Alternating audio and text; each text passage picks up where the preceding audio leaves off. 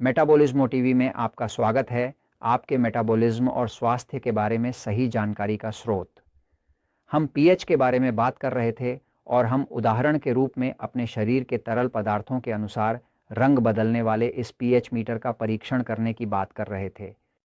क्या हम मूत्र की जांच कर सकते हैं? क्या हम थूक की जांच कर सकते हैं? हम नेचुरल स्लिम में थूक की जांच का उपयोग बहुत करते हैं। ये हमें बताता है कि व्यक्ति के शरीर में अत्यधिक अम्ल है, और अगर अत्यधिक अम्ल है तो हम कुछ कर सकते हैं ताकि शरीर का अल्कलाइन हो सके, ऑक्सीजन के उपयोग का बेहतर संतुलन हो सके। क्योंकि जब शरीर बहुत अम्लीय होता है तो वह ठीक से ऑक्सीजन का उपयोग नहीं कर सकता है।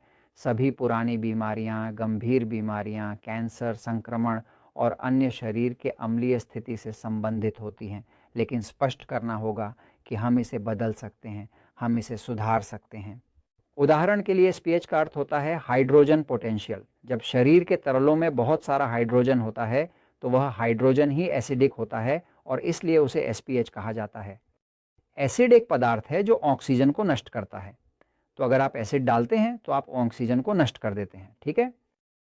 सभी अम्ल ऑक्सीजन को नष्ट करते हैं। जितना अधिक अम्ल होगा उतना ही कम ऑक्सीजन होगा। कम सेलुलर सांस, कम अवयविकता, अधिक बीमारियां, अधिक कैंसर और अधिक सब कुछ नहीं। सब कुछ जो सड़ जाता है, क्षतिग्रस्त होता है, बिगड़ जाता है, वह अम्लीय हो जाता है। इसका कारण क्या होता है? क्योंकि जब वह जीवन खो देता है तो वह टूट जाता है, और जब वह टूट जाता है तो बहुत सारा हाइड्रोजन और थोड़ा सा ऑक्सीजन होगा, नहीं। तो पीएच एक माप है जो संकेतक के रूप में काम करता है। पीएच के इस विषय में थोड़ा सा पागलपन है। इसका मतलब होता है पोटेशियम हाइड्रोक्साइड की गतिशीलता। क्या सच है कि शरीर को अल्कलाइन करने से कई लोग अपने स्वास्थ्य को सुधार सकते हैं, खासकर जिन लोगों का सिस्टम नर्वस उत्तेजित होता है? मेटाबॉलिज्मो टीवी के एपिसोड 199 में, जो मैं हमेशा संदर्भित करता हूं, हम स्पष्ट कर रहे हैं सक्रिय और निष्क्रिय तंत्रिका में अंतर। पुस्तक मेटाबॉलिज्म की शक्ति में आपको एक अध्याय मिलेगा जिसका नाम है हम सभी एक जैसे नहीं हैं, जहां आपको बताया जाएगा कि आपके पास कौन सा तंत्रिका तंत्र है। हम सभी एक जैसे नहीं होते हैं जो आपने वारिस नहीं किया है। गैसोलीन और डीजल से चलने वाले दोनों इंजन होते हैं, लेकिन वे एक जैसे नहीं होते हैं जैसे मानव शरीर के साथ चलने वाले इंजन होता है। कुछ मानव शरीरों में संवेदनशीलता वाला सिस्टम होता है और उन्हें सब्जियों, सलाद, कम नमक, कम तेल वाले आहार की आवश्यकता होती है क्योंकि शरीर अम्लता की अधिकता रखता है। मेरे जैसे शरीरों में है, मेरे पास एक पासिव सिस्टम नर्वस है। एक पासिव सिस्टम नर्वस शरीर है जो बहुत अधिक अल्कली चलता है, और क्योंकि ये बहुत अधिक अल्कली चलता है मुझे अधिक एसिड की आवश्यकता होती है। मेरे शरीर में लाल मांस, चर्बी और नमक होते हैं। क्या आप मेरा पीछा कर रहे हैं? वे अलग शरीर हैं। मेरी पत्नी एलिजाबेथ के पास उत्तेजित सिस्टम नर्वस है। उसके शरीर में सब्जियों, सलादें, एल्कलाइन चीज़ें चाहिए। मेरे पास एक अल्कली शरीर है, बहुत अधिक अल्कली है, इसलिए मुझे और अधिक एसिड की आवश्यकता है। एसिड मुझे बहुत अच्छा लगता है, जैसे एक अच्छी मोटी मांस, और वह मुझे शानदार लगता है। मैं बहुत सब्जियां खाता हूं, वे स्वस्थ हैं, लेकिन यह मुझे कमज़ोर करता है क्योंकि यह शरीर को अल्कली बना देता है। तो सोचना एक मिथ्या है कि सभी लोग बहुत तत्ववर्धक होते हैं। ऐसी कोई चीज़ नहीं होती, क्योंकि हम सभी एक जैसे नहीं होते हैं। ये गलत धारणा है। कुछ लोग वेज आहार ले सकते हैं और उन्हें ये अच्छा लगता है। कुछ लोग वेज आहार में होकर कमज़ोरी और एनीमिया होती है। मैं भी होगा, क्या नहीं? हर व्यक्ति को यह पुस्तक जाननी चाहिए और इसे देखने को मिलेगा।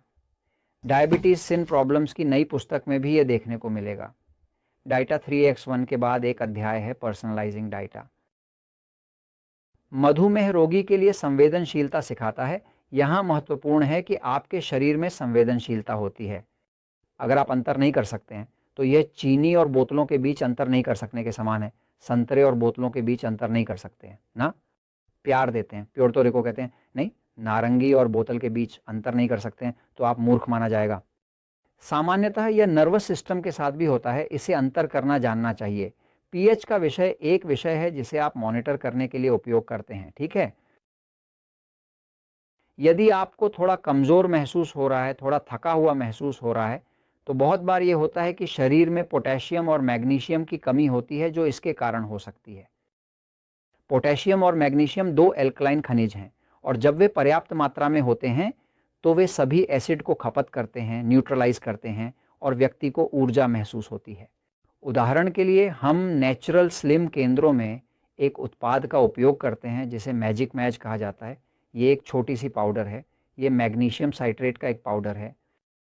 मैग्नीशियम साइट्रेट शरीर को अल्कली बनाता है और अम्लों को बाहर निकालता है, रक्तचाप को कम करने, मधुमेह को नियंत्रित करने, कोशिकाओं के संवेदनशील होने और इंसुलिन के संवेदनशील होने में मदद करता है।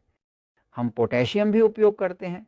हम पोटेशियम का साइट्रेट भी उपयोग करते हैं, जो सबसे अधिक अवशोषण योग्य पोटेशियम है। पोटेशियम सबसे अल्कली खनिज है। जब आप बहुत सारे सब्जियां और सलाद खाते हैं तो आप बहुत सारा मैग्नीशियम और पोटेशियम खा रहे हैं। सब्जियां और सलाद में कैल्शियम कम, नमक नहीं होता, परंतु खाते समय मैग्नीशियम और पोटेशियम अधिक खा रहे हैं, इसलिए शरीर अल्कलाइन हो रहा है। जब आप मांस, पनीर, अंडे खाते हैं, आप कैल्शियम और नमक खा रहे होते हैं, क्योंकि वे इसे संपन्न करते हैं। इसका मतलब है कि आप अपने आहार पर निर्भर करके शरीर के आंतरिक पीएच को कैसे बनाए रखेंगे। शरीर 7.4 या 7 के पास संतुलित रहने के लिए सब कुछ करेगा। अगले एपिसोड में मैं आपको बताऊंगा कि ऑस्टियोपोरोसिस क्यों होती है, जो ताजगी के कारण होती है। लेकिन अब तक मैं यही कहूंगा, क्योंकि सच्चाई हमेशा जीतती है। ऑस्टियोपोरोसिस एक बोन डिजीज है जिसमें हड्डियों की कमजोरी होती है और यह ताजगी के लिए मुख्य कारक है।